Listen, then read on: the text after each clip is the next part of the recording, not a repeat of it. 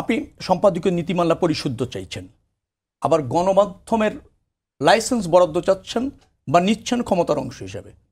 তো ক্ষমতায় ব্যবহার করে যদি আপনি লাইসেন্স নেন নিজের অনুকূলে, সেটার পরিশুদ্ধ নীতিমালা হবে? এই জন্য বলছি যে রাজনৈতিক বক্তব্য এমন বলা হয় সংস্কারের ব্যাপারে, আবার করা হয় আরেক রকম।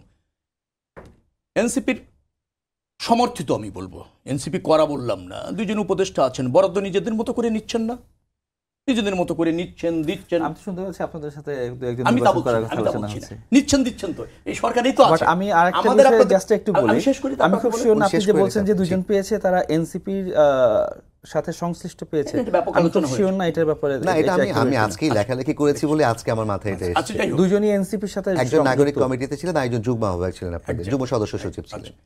আমি বলছি যে এটা আছে, বরাদ্দ তো হচ্ছে নিজের অনুকূলে। এখন এগুলি আপনি করে কি আবার সংস্কার চাইতে পারবেন?